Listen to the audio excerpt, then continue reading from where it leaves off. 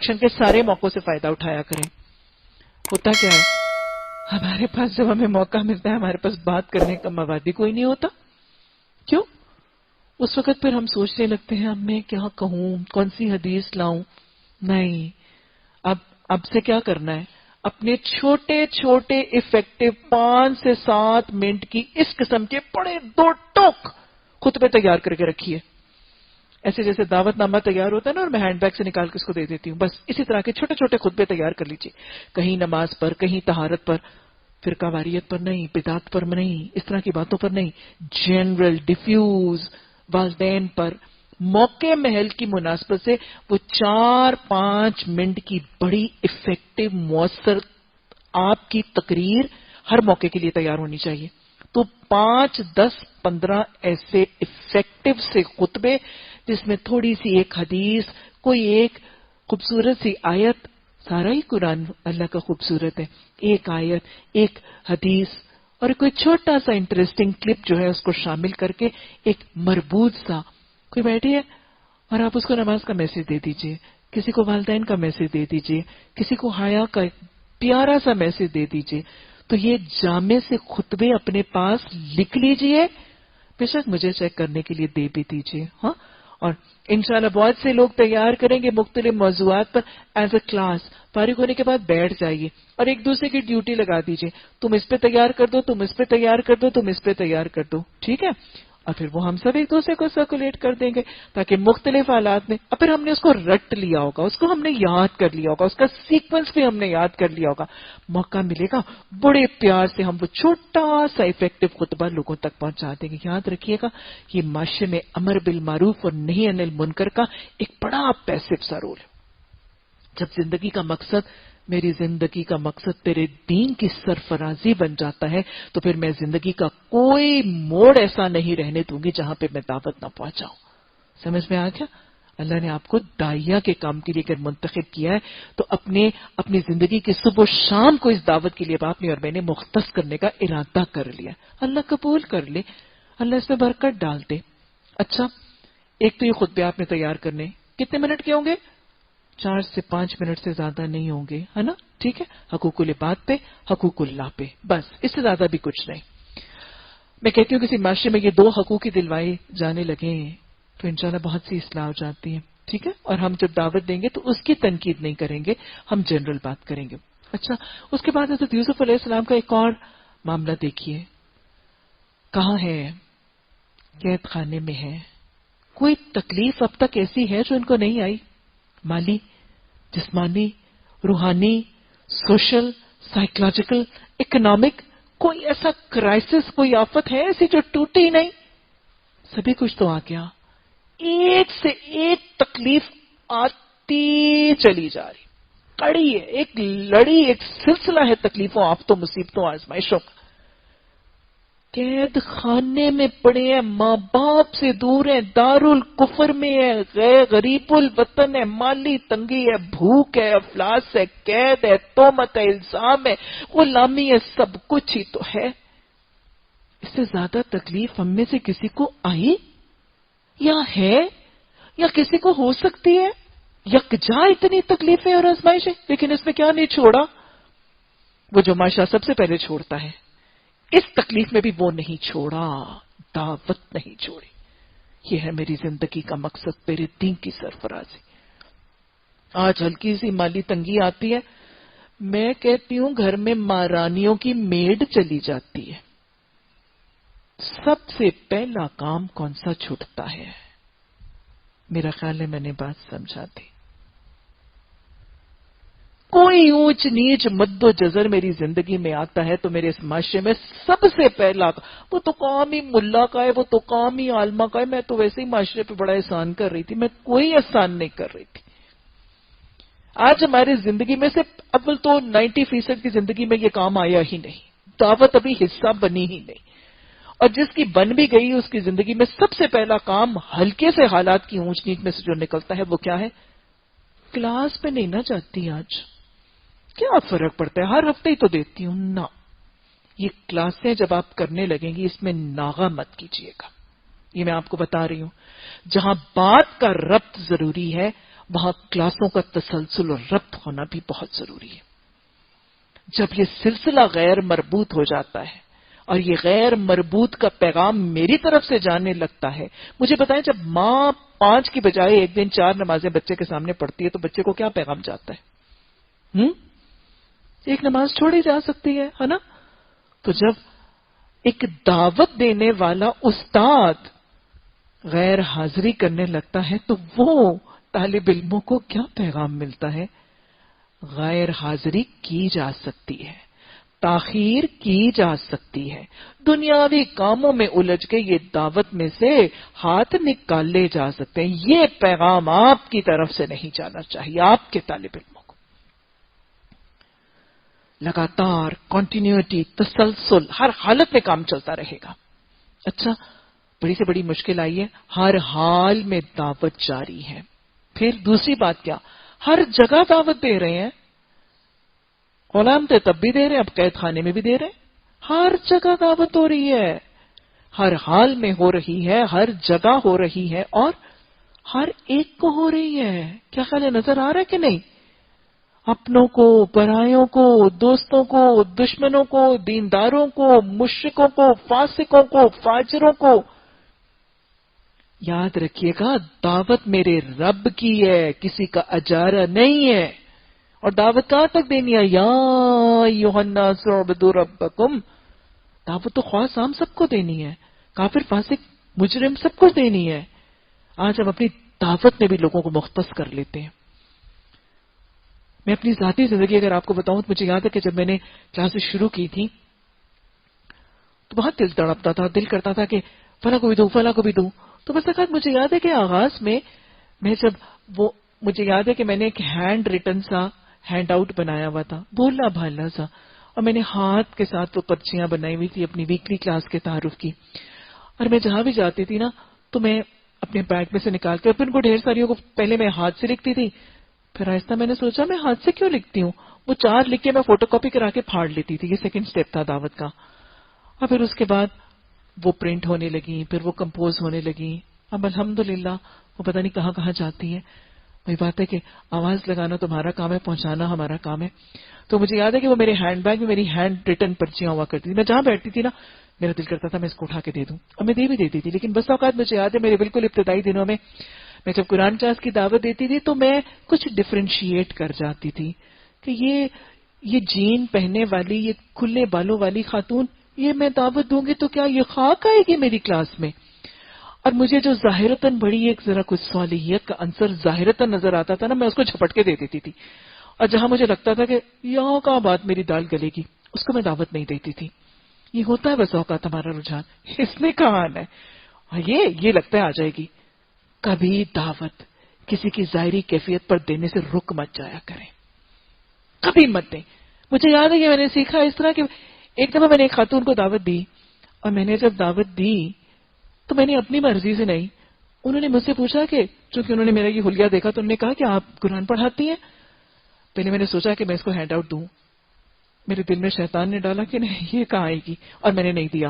وہ خود میرے پاس آ کے بیٹھی اور انہوں نے مجھے کہا کہ آپ کہیں قرآن پڑھاتی ہیں یا قرآن پڑھتی ہیں؟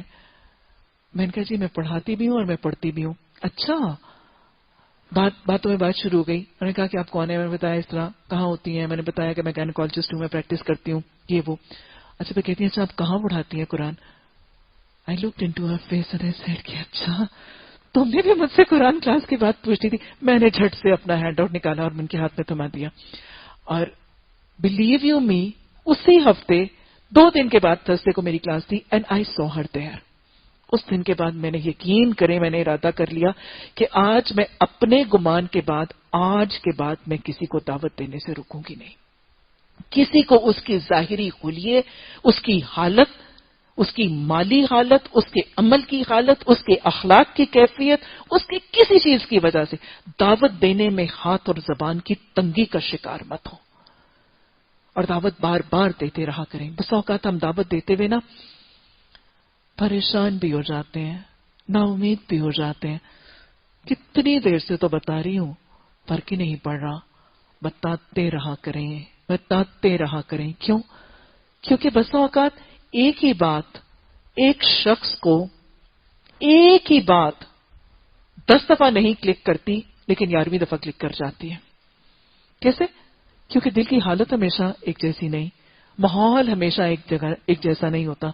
وہی شخص جس کو ایک ہی بات میں نے 10 دفعہ بتائی، کسی کو غم کی حالت میں بات جلدی سمجھ آتی ہے، کسی کو خوشی میں سمجھ میں آتی ہے. کبھی دل کی کوئی ایسی کیفیت ہوتی ہے کہ وہی بات اس نے اپنے استاد سے 10 دفعہ سنی ہوتی ہے لیکن اثر نہیں ہوا ہوتا، لیکن بس ایک حالت میں وہی بات سننے کے بعد دل بدل جاتا ہے. دعوت میں کبھی نا امید نہ ہو، کبھی ثابت قدمی کو نہ چھوڑیں، لگاتار دیں، ہر ایک کو دیں، ہر حالت میں دیں، ہر جگہ دیں، ہر وقت دیں. ارے قید خانے تک میں تو دعوت ہو رہی ہے. بس اوقات بچیاں شادی کے بعد اور کچھ خواتین اپنے شوہروں کے گھروں کو بھی قید خانہ سمجھنے لگتی ہیں. اس نے تو مجھے قید کیا ہوا ہے، کہیں نکلنے نہیں دیتا، کہیں آنے جانے نہیں دیتا. ساس نے قید کر دیا، سسر نے قید کر دیا، میرا شوہر ہی بڑا سخت ہے. قید خانے میں بھی دعوت جاری ہے. ہاں، وہ دعا یاد رکھیں. میں آپ سے اپنی استاد کی دعا بتایا کرتی ہوں نا. حافظ صاحب نے مجھے دعا سکھائی کہ دعا زیادہ کیا کرو کہ الہی میرے حالات کو مجھ پر غالب نہ کرنا، مجھے اپنے حالات پر غالب رکھنا. یہ ہے، حالات غالب نہیں آ رہے، قید ہے، زندہ ہے، بھوک ہے، افلاس ہے، قریب الوطنی ہے، دارالکفر کا قیام ہے، غلامی ہے، الزام ہے، تہمت ہے، ہر ہی آزمائش ہے، لیکن حالات غالب نہیں آ رہے. یہ تو اب بہت زیادہ مانگا کر. اور اللہ مجھے غیر اہم سے اہم کی طرف مائل کر دے. یہاں غیر اہم کی طرف توجہ نہیں ہے، یہ مجرم ہے، نہ، یہ اہم نہیں ہے، یہ اللہ کا بندہ ہے، یہ اہم ہے، یہ اللہ کی مخلوق ہے، یہ اہم ہے. اللہ مجھے غیر اہم سے اہم کی طرف مائل کر دے، اور اللہ مجھے میرے حالات پر غالب رکھنا، میرے حالات کو مجھ پر غالب نہ کرنا. دعوت کے اصول سمجھ آئے؟ دعوت دینی ہے ہر حال میں، ہر جگہ، ہر وقت، ہر ایک کو. کیسے؟ حکمت سے، محبت سے، اور دل کی خلاص اور خلوص سے. دل سے جو بات نکلتی ہے اثر رکھتی ہے، پر نہیں طاقت پرواز مگر رکھتی ہے. اثر وہی بات کرے گی جو آپ کے دل سے نکلے گی، اور دل سے وہی نکلے گی جس پر آپ وقت لگائیں گے. اللہ ہمیں تاثیر سے، احسان سے، حسن سلوک سے، حسن اخلاق سے یہ دعوت معاشرے تک پہنچانے کی توفیق عطا فرما دے. اچھا جی، افیکٹو سی دعوت دے کے کہا یہی ٹھیک رستہ ہے، مگر اکثر لوگ نہیں جانتے. اے زندہ کے ساتھیو، تمہارے خواب کی تعبیر یہ ہے کہ تم میں سے تو ایک شخص وہ ہے جو اپنے رب یعنی شاہ مصر کو شراب پلائے گا، رہا دوسرا تو اسے سولی پر چڑھایا جائے گا. 2 لوگ تھے نا، ایک نے کہا تھا کہ میں نے دیکھا ہے کہ میں رس نچوڑ رہا ہوں، تو اس کو حضرت یوسف علیہ السلام نے کہا تم نے جو یہ خواب میں رس نچوڑنے کا عمل دیکھا ہے، اس کا مطلب یہ کہ وہ جو نچڑا ہوا رس ہے اس کا شراب تم اپنے مالک کو یعنی شاہ مصر کو، اس کو تم شراب پلاؤ گے، یعنی ساقی بن جاؤ گے، شاہی مہمان خانے کے ساقی بن جاؤ گے. اور دوسرے کو کہا کہ جو تم نے دیکھا ہے کہ میرے سر کے اوپر روٹیاں اس کو پرندے نوچ رہے ہیں، تو اس کی تعبیر یہ بتائی کہ تمہیں سولی چڑھایا جائے گا. آپ کو پتہ ہے کہ اس دور میں لوگوں کو جب سزا دی جاتی تھی، قتل کی سزا دی جاتی تھی، تو ان کے ہاتھ پاؤں کے اوپر وہ نیلز اور وہ کیل وغیرہ گاڑ دیے جاتے تھے اور ان کو کروسیفائی کر دیا جاتا تھا نا، اور پھر وہیں پہ ان کو لٹکتا ہوا رہنے دیا جاتا تھا. وہ وہیں پہ مر جاتا تھا اور وہیں پہ اس کی لاش کو وہ کیا کرتے تھے کہ پرندے اور چیلیں اور گدھے وغیرہ جو ہیں وہ نوچتی ہیں. تو یہ تعبیر کہ اس نے دیکھا کہ میرے سر کے اوپر روٹی اور پرندے نوچ نوچ کے کھا رہے ہیں، تو حضرت یوسف علیہ السلام نے تعبیر یہ بتائی کہ تمہیں سولی چڑھایا جائے گا. گویا یاد رکھیے گا، یہ ظاہری چیزوں سے تعبیر نہیں، علم و رویا اور تعبیر کا علم ایک باقاعدہ علم ہے. اور خاص خوابوں کی کیفیت، آپ ظاہرتاً یہ بھی نہیں کہہ سکتے کہ ایک سانپ کا آنا ہمیشہ ایک ہی علامت دے گا اور ایک ہی تعبیر بتائے گا، یا آگ کا دیکھنا ہمیشہ ایک ہی تعبیر بتائے گا. مختلف رات کے اوقات میں، مختلف عمروں کے لیے، مختلف حالتوں کے لیے، مختلف سچویشنز میں ایک ہی چیز مختلف علامتیں بھی دیتی ہے علم و رویا کے حوالے سے. بہرحال حضرت یوسف علیہ السلام کا یہ طریقہ بھی نظر آ رہا ہے کہ جو علم تھا، خوابوں کی تعبیر کا علم تھا، اس کو اپنے پرائے سب کے لیے مفید بنایا. علم کیا ہے؟ اللہ کی ایک امانت ہے، اور اس علم کی نعمت کے عملی شکر کا طریقہ کیا ہے کہ اس کو اللہ کے احکامات کے مطابق استعمال کیا جائے، علم کو اللہ کے بندوں کی خدمت کے لیے استعمال کیا جائے، اور علم کو لوگوں کو فیض پہنچانے، فائدہ پہنچانے اور ان کی معاونت کے لیے استعمال کیا جائے. پھر ان میں سے جس کے متعلق یہ خیال تھا کہ وہ رہا ہو جائے گا، اسے یوسف علیہ السلام نے کہا کہ اپنے رب یعنی شاہ مصر سے میرا ذکر کرنا، کیونکہ تو نے تو شاہی سقہ بن جانا ہے نا، تو نے وہاں پہ جا کے شراب پلانی ہے، تو جب تو بادشاہ کی اس میں جائے گا جیل خانے سے آزاد ہو کے تو جو بادشاہ کی اس میں جائے گا کورٹ میں، تو پھر ذکر کرنا کہ ایک بہت ہی میرا خیر خواہ سا شخص تھا، وہ اتنا فائدہ دینے والا اتنا سمجھدار سا شخص ہے، وہ قید خانے میں، تو اس کا ذکر کرنا۔ مگر شیطان نے اسے غفلت میں ڈالا کہ وہ اپنے رب شاہ مصر سے اس کا ذکر کرنا بھول گیا، اور یوسف کتنی دیر فی السجن قید خانے میں رہے؟ بضع سنین، کتنے سال؟ اسے میں نے آپ کو ترجمہ لکھاتے ہوئے بتایا تھا، تقریباً 8 سے 9 سال، چند سال جو ہیں لیس دین اے ڈیکیڈ، کچھ میں آتے ہیں 3 سے 9 سال، جیسے ہم انگلش میں کہتے ہیں نا دہائی، اور پھر ہم صدی کہتے ہیں، تو اسی طرح، اور یا انگلش میں ہم ڈیکیڈ کہتے ہیں یا سینچری کہتے ہیں، اس طرح بضع سنین سے مراد چند سال، تقریباً 3 سے لے کے 9 یا 4 سے لے کے 8 سال تک اس سے مراد ہے۔ ایک اصول یہ بھی پتہ چلتا ہے کہ شیطان وعدہ خلافی کی طرف وسوسے ڈالتا ہے، شیطان نیکی بھلائی کے کاموں میں غفلت ڈالتا ہے، تو گویا اگر نیکی اور بھلائی کے کاموں میں عامل رہنا چاہتے ہیں تو پھر لگاتار کیا ضروری ہے؟ شیطان کے وسوسوں، شیطان کے دھوکوں اور شیطان کے فتنوں سے اللہ کی پناہ مانگنے ضروری ہے۔ اعوذ باللہ من الشیطان الرجیم کی اس عمل کو اپنے لیے جاری کر لیجیے۔ ایک روز بادشاہ نے کہا کہ میں نے خواب دیکھا ہے کہ 7 موٹی گائیں ہیں جن کو 7 دبلی گائیں کھا رہی ہیں، اور اناج کی 7 بالیں ہری ہیں اور دوسری 7 سوکھی ہیں۔ اے اہل دربار، مجھے اس خواب کی تعبیر بتاؤ، اگر تم خوابوں کا مطلب سمجھتے ہو۔ پھر وہی بات سمجھ میں آ رہی ہے، خواب برحق ہیں، خوابوں کی تعبیر برحق ہے، اور یہ بھی سمجھ میں آ رہا ہے کہ خوابوں کی تعبیر ہر صاحب علم سے نہیں، صرف اس شخص سے جس کے پاس تعبیر کا علم ہے، اس سے پوچھا جا سکتا ہے۔ لوگوں نے کہا یہ تو کچھ پریشان سے خیال ہیں، ہم نے ترجمے میں پڑھا تھا نا کہ یہ منتشر خیالوں کی گتھیاں ہیں، یہ کچھ گتھیاں ہیں، کچھ پوٹلیاں ہیں خیالوں کی، یعنی بکھرے ہوئے پراگندہ سے خیال ہے، اور ہمیں اس طرح کے خوابوں کا مطلب نہیں آتا۔ گویا کیا اصول پتہ چل رہا ہے کہ جس شخص کے پاس خوابوں کی تعبیر کا علم نہ ہو وہ تعبیر نہیں بتائے گا، اور جس کے پاس علم ہے بھی اگر اس وقت اس کو سمجھ نہیں آ رہا تو بھی وہ کیا کہہ دے گا؟ وہ اپنی انا کا معاملہ یا اپنے تکبر کے معاملے میں آ کے جھوٹ موٹ سے گھڑ کے نہیں بتا دے گا، وہ کیا کہے گا؟ لا ادری، مجھے نہیں پتا۔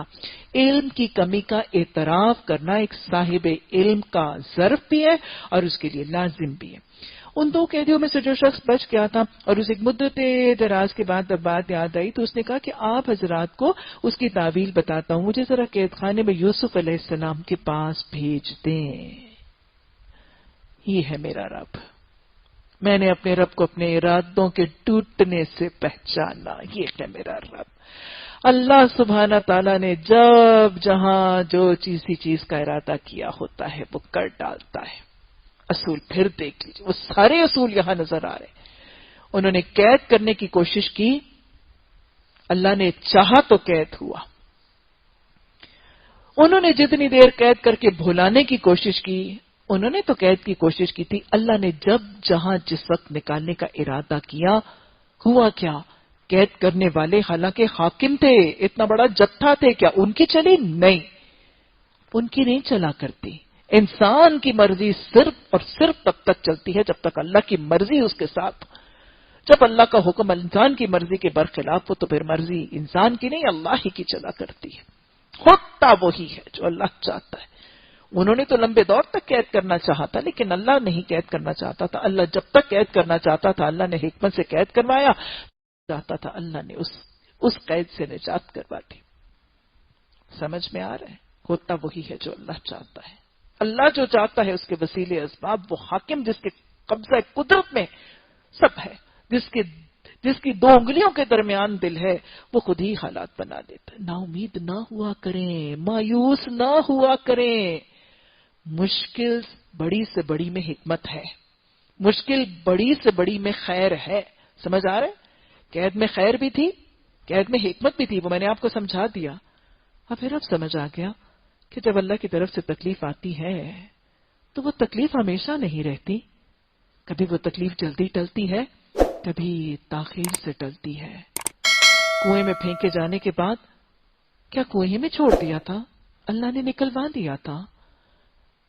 جب بکے تھے تو کیا غلامی ہی میں رہے تھے؟ نہیں. جب الزام لگا تھا تو کیا الزام کو رد کرنے کے لیے گواہ اللہ کی طرف سے آ نہیں کیا تھا؟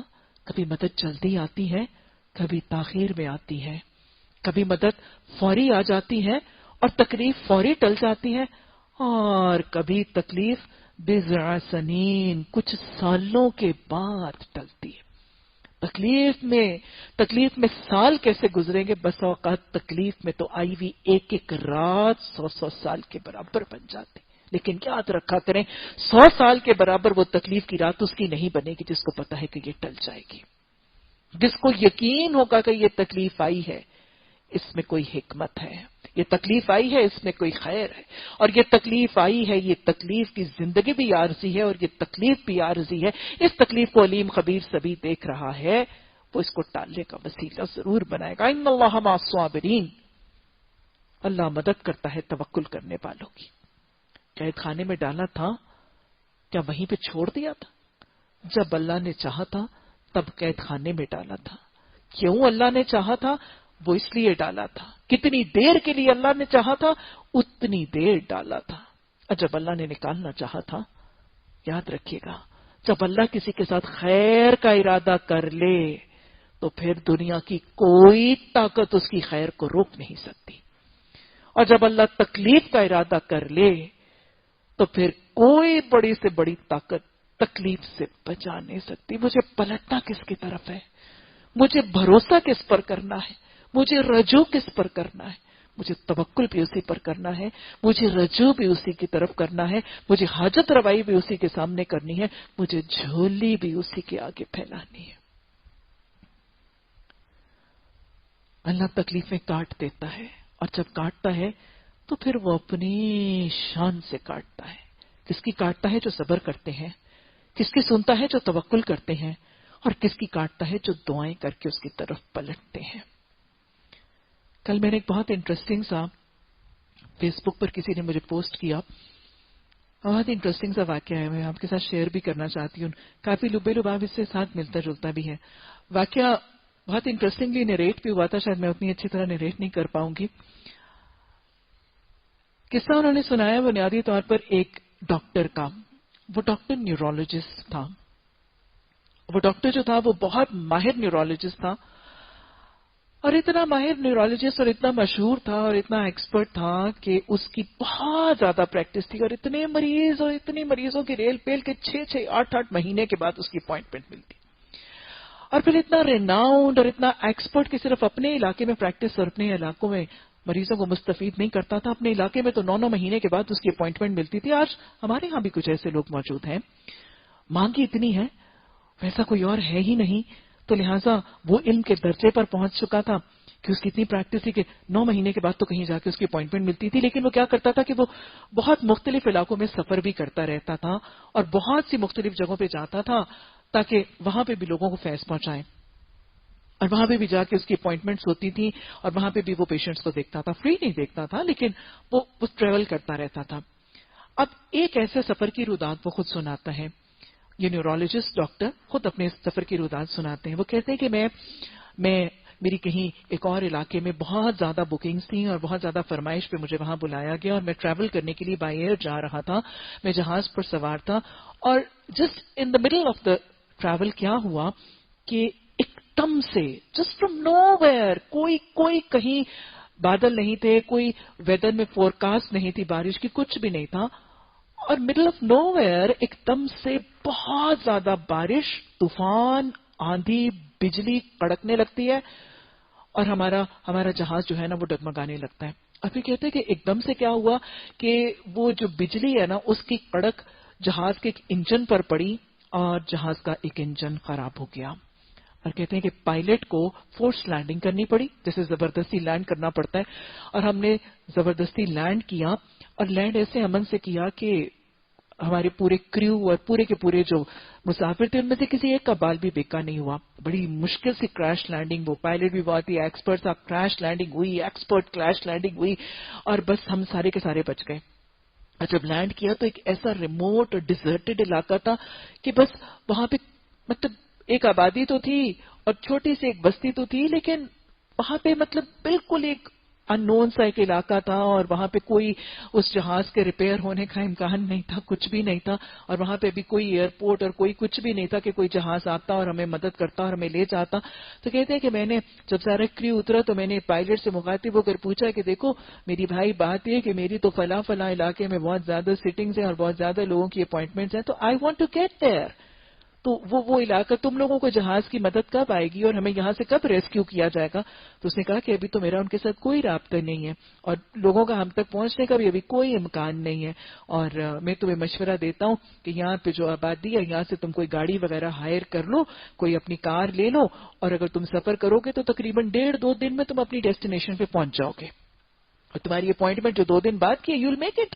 تم وہاں پہ اپوائنٹمنٹ میں پہنچ جاؤ گے تو تم یہاں سے گاڑی لے لو، کیونکہ ہمارے تو یہاں پہ ابھی کوئی امکان دور دور تک نظر نہیں آ رہا. کہتے ہیں کہ میں اس آبادی میں گیا اور میں نے وہاں سے گاڑی لی اور میں نے گاڑی ہائر کی اور ڈرائیور جو ہے وہ گاڑی چلانے لگا، اور کہتے ہیں کہ میں گاڑی میں تھا تو یکا یک وہ آندھی طوفان بارش جو پہلے تھی وہ پھر آ گئی، اور کہتے کہ اتنی بارش ہونے لگی، اتنی بجلی کڑکنے لگی، اتنی موسلادھار بارش ہو گئی کہ سڑک جل تھل ہو گئی.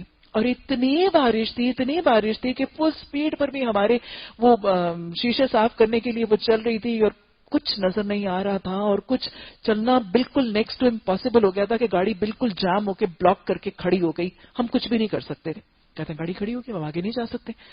گاڑی کھڑی ہو گئی تو کہتے ہیں کہ میں نے گرد و پیش میں نگاہ دوڑائی تو چھوٹی سی بستی تھی اور مین روڈ کے اوپر ایک چھوٹا سا گھر تھا، پرانا سا گھر تھا. کہتے ہیں میں نے وقت دیکھا تو میں نے کہا یہ تو نماز کا وقت ہے، اور میں نے اپنے وہ جو ڈرائیور تھا اس کو کہا کہ ہم یہاں پہ رکتے ہیں اور ہم نا ایٹ لیسٹ یہ جو گھر میں لوگ ہیں ان کو بتاتے ہیں اپنا مسئلہ، اور ہم ایٹ لیسٹ نماز تو ادا کر لینا کیونکہ وضو بھی نہیں ہے اور جگہ بھی نہیں ہے، تو ہم ان سے گزارش کرتے ہیں کہ ہمیں رکنے دیں، ہم نماز ادا کر لیں. کہتے ہیں کہ بس اس امید سے میں نے دروازے پر دستک دی، اور دروازے پر دستک دی تو ایک بوڑھیا سی خاتون جو ہے نا وہ نکلی اور بس اپنے آنسو پہنچ رہی تھی، اور اس نے دروازہ کھولا اور ہم نے اسے اجازت مانگی، اسے سلام کر کے، اور ہم نے اپنی مختصر سی روداد سنائی اور اس کو کہا کہ اس طرح ہم نا نماز پڑھنا چاہتے ہیں صرف.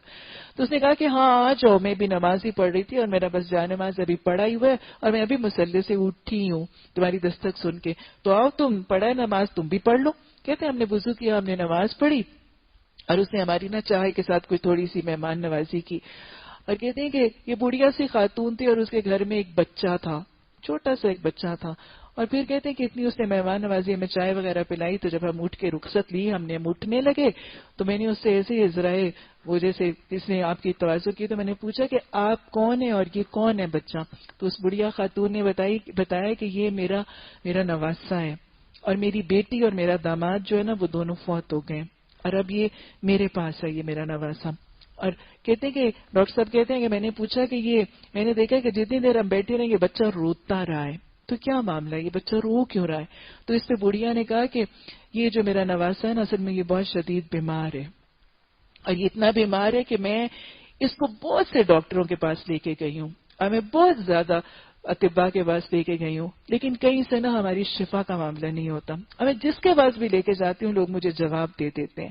اور اب میرے بھائی ہوا یہ ہے کہ ابھی پچھلے 1 مہینہ پہلے میں کچھ ہی دیر پہلے میں کسی ایک کنسلٹنٹ کے پاس اس کو لے کے گئی ہوں، اور میں نے اپنی پوری کوشش اپنی پوری پونجی لگا دی ہے کہ میں اس کا کسی طرح علاج کروا دوں، لیکن کوئی رستہ ہی نہیں نکل رہا.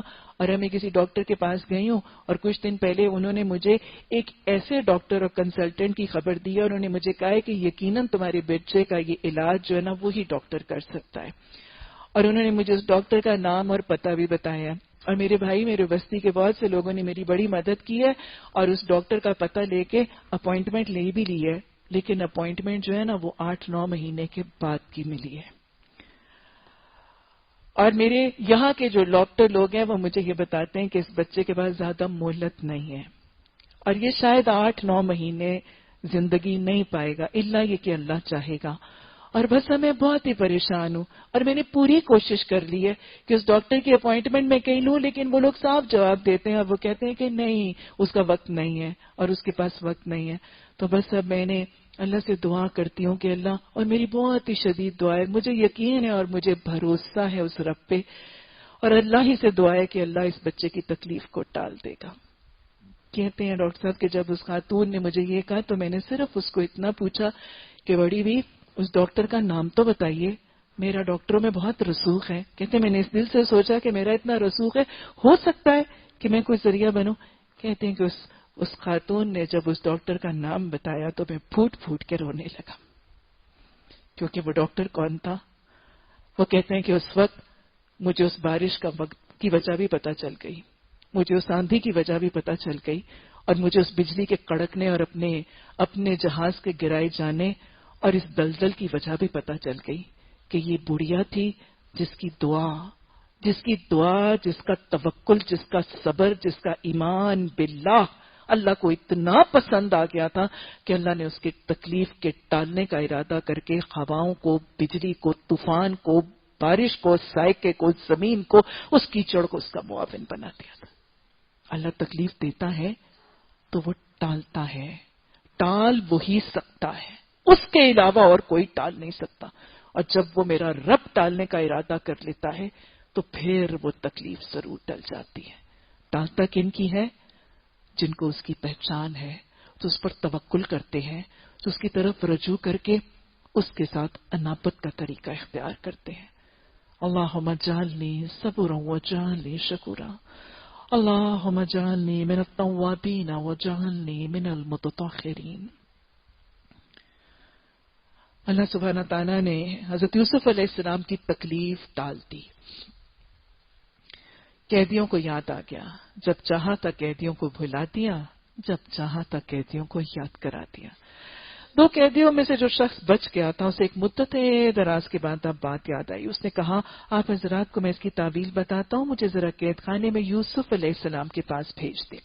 اس نے یوسف علیہ السلام کے پاس جا کر کہا اے یوسف، کیا کہا؟ ایھا صدیق، پتہ ہے لوگ بار بار کیوں آتے ہیں دائیوں کے پاس؟ ان کا سچ، ان کا احسان، ان کے اخلاق، ان کے فضائل اعمال دعوت کا ذریعہ بن رہا. اے سچے، مجھے اس خواب کا مطلب تو بتا. 7 موٹی گائیں ہیں جن کو 7 دبلی گائیں کھا رہی ہیں، اور 7 بالیاں ہری ہیں اور 7 سوکھی ہیں. شاید یہ کہ میں ان لوگوں کے پاس واپس جاؤں اور شاید یہ کہ وہ جان لیں. یوسف علیہ السلام نے کہا 7 برس تک لگاتار تم لوگ کھیتی باڑی کرو گے. کون آیا تھا؟ یہ کون سوال کر رہا ہے؟ کون خوابوں کی تعبیر کا علم پوچھ رہا ہے؟ ہاں، ایک مجرم، اللہ کا نام فرمان، کافر ہے، سرکش ہے، بت پرست ہے. ارے ظالم قوم کی تھالی کا چٹا بٹا ہے. یہ کون سی قوم کے، کون سے بادشاہ کا؟ وہ بادشاہ، وہ قوم جس نے حضرت یوسف علیہ السلام کے پاک دامن کے اوپر بدکاری کا دھبا لگایا تھا. یہ وہ قوم ہے، یہ وہ لوگ ہیں جو آپ خوابوں کی تعبیر پوچھنے کے لیے آئے ہیں، جنہوں نے 9 سال بے خبر ہو کر قید خانے میں پھینک دیا تھا اور خبر بھی نہیں لی تھی. یہ لوگ آئے ہیں، یہ لوگ آئے ہیں خبر لینے کے لیے، تعویل پوچھنے کے لیے. اور پھر یہ جس کو تعبیر بتائی تھی اور تعبیر سچی ہو گئی تھی اور جس سے صرف اتنا کہا تھا کہ جا کے یاد کروا دینا، یہ احسان فراموش آیا ہے، یہ بدعہد آیا ہے، یہ جھوٹا آیا ہے اور اس قوم کی تعبیر کا پیغام لے کر آیا ہے. آج کوئی عام انسان ہوتا تو شاید کبھی بھی تعبیر نہ بتاتا. اے بے ایمان، اے دغاباز، اے جھوٹے، اے بدعہد، میں نے تجھے ایک دفعہ تعبیر بتائی اور تو نے یہ میرے احسان کا بدلہ دیا، اب پھر آ گیا. چا نکل جا یہاں پہ، میں نہیں دیتا تجھے. ایسا ہوتا کہ نہ ہوتا؟ ہے لوگوں، تم لوگوں نے مجھے قید خانے میں بھلایا رکھا، بھلا دیا، میرے پہ الزام لگائے اور آج مجھ سے پوچھنے آئے ہو. نکل جاؤ یہاں سے، میں تمہاری مدد نہیں کروں گا. نہیں، لیکن کیا ہے؟ علم امانت ہے، اس آگ کی لگام کا تقویٰ ہے. علم کا شکر کا طریقہ ہے کہ علم کو اللہ کے بندوں کی معاونت میں، خدمت میں لگایا جا رہا ہے. اپنے پرائی کے اندر کوئی فرق نہیں ان کی ترسیل اور تبلیغ میں. اور یہ کیا ہے؟ احسان ہے. احسان یوسف بار بار پلٹ کے نظر آ رہے. حق تو نہیں تھا. احسان کیا ہوتا ہے؟ حق سے زیادہ دے دینا. کیا وہ شخص اس وقت حقدار تھا کہ اس کو جواب دیا جائے؟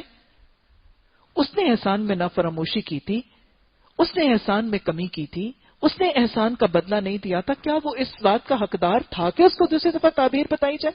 نہیں، اس کو اس کے حق سے زیادہ بتایا جا رہا ہے. کیا حضرت یوسف علیہ السلام کے لائق اور یہ فرض تھا کہ وہ بتاتے احسان فراموش کو، بدعہد کو؟ نہیں نا، فرض بھی نہیں تھا. حق سے زیادہ دیا جا رہا ہے، فرض سے زیادہ کیا جا رہا ہے، محض بندوں کو سکون دینے کے لیے کیا جا رہا ہے اور محض رب کو راضی کرنے کے لیے کیا جا رہا ہے. احسان یوسف پھر عیاں ہو رہا ہے.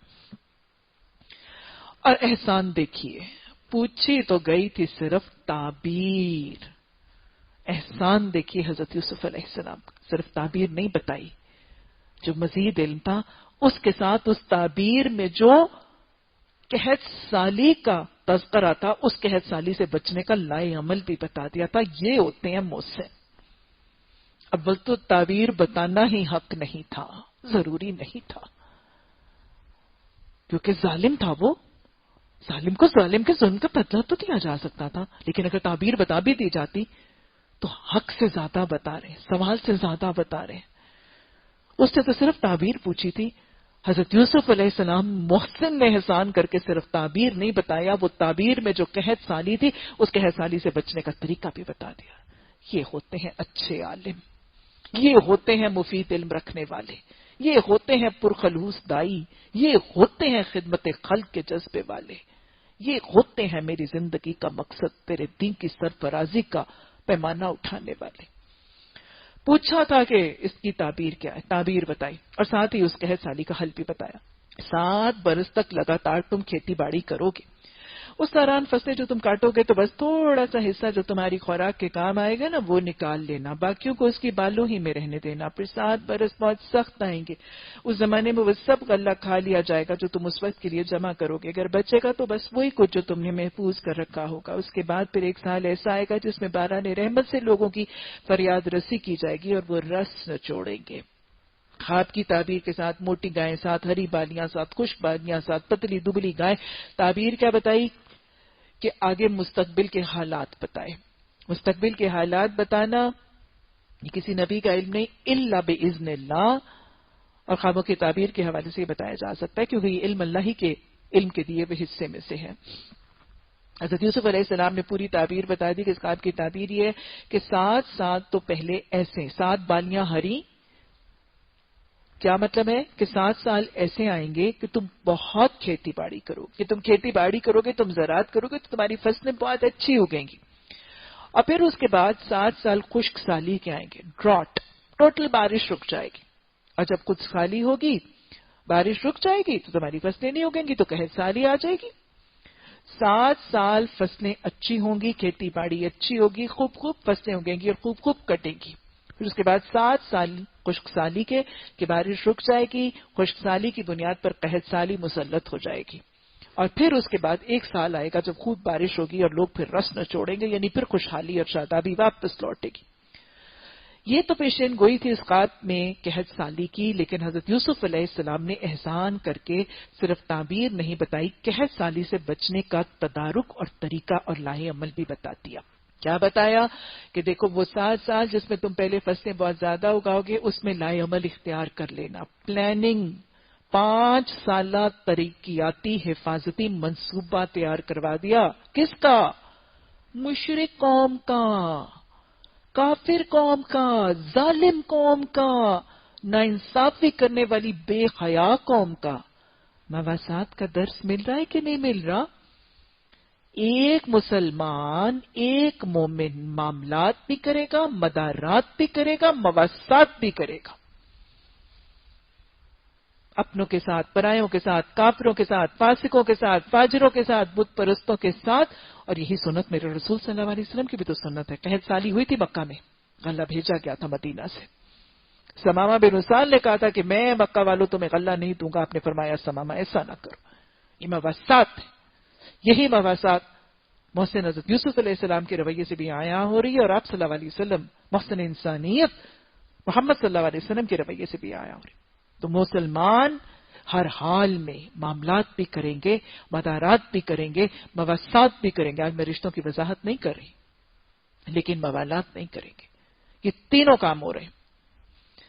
انہوں نے بتایا کہ بہت اچھا سا لائے عمل جو ہے وہ فیوچر کا بتا دیا، اور انہوں نے کہا کہ ایسے کرنا کہ جب 7 سال تمہاری کھیتی باڑی بہت سکسیسفل ہوگی اور بہت زیادہ ہارویسٹ اور بہت زیادہ تمہاری فصلیں اور کراپس ہوں گی تو جتنا تمہارے لیے ضروری ہوگا نا بس اتنا کھا لینا، باقی کا فصل وہ جو گرینیریز میں اور گودام میں بچائی جاتی ہے، اس کو ہارویسٹ کر کے اس بھوسے کو الگ نہ کرنا، وہ دانے جو ہیں ان کو اس کی بالیوں ہی میں رہنے دینا. یاد رکھیے گا، میرے رحمان رب نے دانے کی حفاظت کے لیے وہ جو خوشے بنائے ہیں گندم کے، اور اس میں اس کو بھوسے کے غلاف میں کور کیا، وہ اس کی حفاظت کا بہترین طریقہ ہے. اگر دانے کو اس خوشے میں سے اور بھوسے میں سے نکال لیا جاتا ہے تو وہ دانہ غیر محفوظ ہو جاتا ہے. اس کے اوپر پھر گھن اور اس کے اوپر کیڑے اور اس کے اوپر سسری اور اس پہ ساری چیزیں جو وہ حملہ کرتی ہیں. لیکن اس کو اگر اسینشلی اسی خوشے اسی گچھے کے اندر رہنے دیا جائے تو پھر اس پر گھن وغیرہ کے لگنے اور اس کے اثرات کا معاملہ جو ہے وہ نہیں ہوتا. اللہ سبحانہ تعالیٰ نے اسینشلی اس کو بہت خوبصورت طریقے سے پیک کر دیا ہے. اور وہ جو گندم کا خوشہ اور گندم کی جو بالی ہے، اس گندم کے دانے کی حفاظت کا بہت خوبصورت فطری طریقہ ہے. اور میرا رب ہے نا، اللہ صاحب جمال ہے اور جمال کو پسند کرتا ہے. وہ دانے کے گچھے میں جو دانے کی حفاظت کا اہتمام کرتا ہے، کیا اس رب نے، صاحب جمال رب نے، ایک بھدا سا خوشہ بنا دیا؟ کبھی دیکھا ہے گندم کا خوشہ؟ کتنا خوبصورت ہے، کتنا آرٹسٹک ہے، کتنا اسٹائلش ہے. اس کا ایک ایک خوشہ الگ، اور پھر اس کے آگے ایک وہ لمبا سا خوبصورت سا اسٹک. اتنا خوبصورت ہے کہ ہم اپنے گھر کی ڈرائی ارینجمنٹس میں اس کو سجاتے ہیں، پھر اس کو گولڈن بناتے ہیں، اس کو کلرڈ کرتے ہیں اپنی ڈرائنگ رومز اور اپنے لاؤنجز اسے سجا کے. یہ ہے میرا رب اور یہ ہے اس کی تخلیق. انسان نہیں کر سکتا ایسی تخلیق. اسی میں بھوسا بھی ہے جانوروں کے لیے، اسی میں دانہ بھی ہے ہمارے لیے، اسی میں سجاوٹ بھی ہے، اسی میں حفاظت بھی ہے. یہ خالق خلاق رب کی تخلیق ہے، انسان نہیں کر سکتا ایسی تخلیق. بہرحال حضرت یوسف علیہ السلام نے کہا کہ وہ جو دانے ہیں ان کو اس کی بالیوں میں ہی رہنے دینا، آٹومیٹکلی حفاظت ہوگی. تمہیں کوئی پریزرویٹیوز وغیرہ ڈالنے کی ضرورت نہیں ہوگی، کوئی انسیکٹیسائڈ اسپرے کرنے، کیونکہ جو انسیکٹیسائڈز بھی ڈالے جاتے ہیں یہ بھی کیا کرتے ہیں، یہ بھی تو گندم گیہوں کو خراب کرتے ہیں اور ہماری خوراک میں ذرا اثرات پیدا کرتے ہیں. کہا کہ تم ان کو ویسی بالیوں میں رہنے دینا. اب ساتھ قحط سالی کے سال آئیں گے تو پہلے جو تم نے کھانا پلاننگ سے استعمال کیا تھا نا گندم، جو تم نے جتنا ضروری تھا کھا لیا تھا، ضیاء، ریا، اسراف، بے نظم طریقے سے ضائع ہونے سے بچا کے، سمجھ کے، سمجھداری سے بچا کے رکھا تھا، تو وہ اگلے قحط سالی کے 7 سالوں میں تمہارے کام آ جائے گا. تو یہ مستقبل کا ایک ڈیولپمنٹل نہیں، ایک حفاظتی لاہے عمل تھا جو حضرت یوسف علیہ السلام نے ایک مشرک قوم کو اپنے علم کی بنیاد پر پہنچا دیا. سب سے پہلے علم کی ترسیل، علم کی تبلیغ، علم کے امانت ہونے کا احساس، علم کی نعمت کے عملی اور قولی شکر کے طریقہ، یہ بھی درس مل رہا ہے. اور ایک اور بات پتہ چل رہی ہے، ایک مسلمان، ایک مومن اپنے علم، اپنے فن، اپنے ہنر، اپنی کسی اپنے ہنر کے ساتھ کسی غیر مسلم مشرک قوم کی معاونت اور خدمت اجرت اور بغیر اجرت کر سکتا ہے. آج بس اوقات جو بہت شدت پسند لوگ ہیں وہ شاید اس چیز کا تذکرہ کرتے نظر آ رہے کہ مسلمانوں کے لیے یہ جائز ہی نہیں ہے کہ وہ دارالکفر میں جاب کریں. اور دارالکفر میں اور ایک نان اسلامی ریاست میں ایک مسلمان کا رہنا، وہاں پہ رہائش پکڑنا، وہاں پہ ملازمت کرنا اور ملازمت کر کے ان کی تنخواہ کھانا شاید حرام ہے. ایسا معاملہ نہیں ہے. اپنے علم کو، اپنے فن کو، اپنے ہنر کو، اپنی کسی چیز کو غیر مسلموں کے لیے لگایا جا سکتا ہے. حضرت یوسف علیہ السلام لگاتے ہوئے نظر آ رہے ہیں. تو دارالکفر میں رہ کر اپنے لیے جائز حلال طریقے سے رزق کمانا ناجائز نہیں ہے، بشرطے کہ دارالکفر میں اس کی رہائش اس کو حرام پر مجبور نہ کر دے.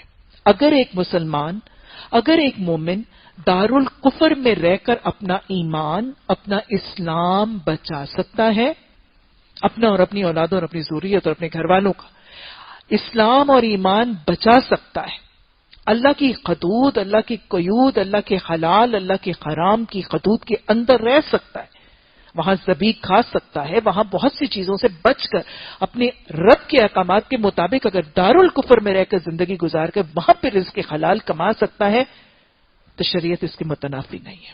شریعت اس میں ممانعت نہیں کرے گی، اس کو مکروہ نہیں سمجھا جائے گا. کیونکہ آپ دیکھیے کہ ہمارا دین بہت پریکٹیکل ہے. اگر ایک شخص رہتا ہی دارالکفر میں تھا، اس کی پراپرٹی، اس کا گھر بار، عزیز اقارب، اس کا سوشل سرکل اسی دارالکفر میں، اور وہ دائرہ اسلام میں داخل ہو گیا اور کچھ مسلمانوں نے یہ کہہ دیا کہ اب دارالکفر میں رہنا اس کے لیے حرام ہے. وہ کیا کرے گا؟ کہاں جائے گا؟ کیسے جائے گا؟ اگر وہ نہ جا سکا تو کیا وہ واپس کفر میں کہیں پلٹ تو نہیں جائے گا اگر ہم نے ایسے فتوے صادر کر دیے؟ اور اگر ایسے فتوے صادر کرنے والوں کی وجہ سے اگر وہ کفر میں پلٹا تو گناہ میں کون شامل ہوگا؟ ایسا سختی کا، ایسی شدت کا فتویٰ صادر کرنے والا بھی شامل ہوگا اس کے اس مرتد ہونے میں. تو یاد رکھیے کہ دارالکفر میں رہ کے حدود اللہ کے مطابق اگر کوئی مسلمان زندگی گزار سکتا ہے، وہاں پہ کسب حلال کما سکتا ہے، تو کسی غیر مسلم قوم کی خدمت یا ان کی سروس یا ان کے جاب کو حرام نہیں کہا جا سکتا. زندگی حدود اللہ کے مطابق، اسلام اور دین کے رنگ کے مطابق ہے اور رزق حلال ہے تو پھر یہ مکروہ نہیں ہے. ہاں البتہ پسندیدہ ضرور ہوگا کہ ایک مسلمان اپنے وقت، اپنی صلاحیتیں، اپنا مال، اپنی توجہ، اپنی خدمات ایک اسلامی ریاست کو لگائے، مسلمانوں کو طاقت اور قوت دے. لیکن اگر کوئی مجبور ہے، پھنس گیا ہے، تو پھر اس کے لیے کراہت نہیں کہی جا سکتی، اس کو حرام نہیں کہا جا سکتا. مجھے بتائیں آج کیا اسلامی ریاستیں سب کو ویزے بانٹتی پھرتی ہیں کہ دارالکفر سے سارے لوگ ہی مائگریٹ کر کے آ جائیں؟ بانٹتی پھرتی ہیں؟ کیا سعودی عربیہ یا پاکستان ایسے دارالکفر میں رہنے والے مسلمانوں کے لیے اپنے دروازے کھولے ہوئے بیٹھے ہیں؟ ہم تو نہیں دیتے ویزا. اسلامی ریاستیں تو نہیں دیتی ویزا. اب جب اسلامی ریاستیں ویزا دینے پر تیار نہیں تو وہ بیچارہ جو دارالکفر میں مجبور بیٹھا ہے وہ کیا کرے؟ کیا اس کے اوپر پھر علماء یہ فتویٰ بھی صادر کریں گے کہ وہ حرام کھا رہا ہے؟ نہیں، وہ حرام نہیں کھا رہا. اس کے لیے اس چیز کی اجازت ہے بشرطے کہ قرآن اور حدیث کی حدود موجود ہیں. خدمت خلق اللہ سبحانہ تعالیٰ کو پسند ہے، مسلمانوں کی بھی کرنی ہے، غیر مسلمانوں کا کرنا بھی مواسات کے حوالے سے اور ان کو دین کی طرف مائل کرنے کے حوالے سے ضروری ہے. اللہ سبحانہ تعالیٰ ہمیں اپنے معاملات، اپنے مدارات، اپنی توازوں میں قرآن اور حدیث کی حدود کو قائم رکھنے اور اللہ اور اس کے حرام کی کراہت کو محسوس کر کے، لقمہ حرام کی اہمیت کو محسوس کر کے زندگی گزارنے کی توفیق عطا فرما دے. ربنا لا تزغ قلوبنا بعد إذ هديتنا وهب لنا من لدنك رحمة إنك أنت الوهاب. سبحانك اللهم وبحمدك نشهد أن لا إله إلا أنت نستغفرك ونتوب إليك. سبحان ربك رب العزة عما يصفون وسلام على المرسلين والحمد لله رب العالمين. آمين ثم آمين.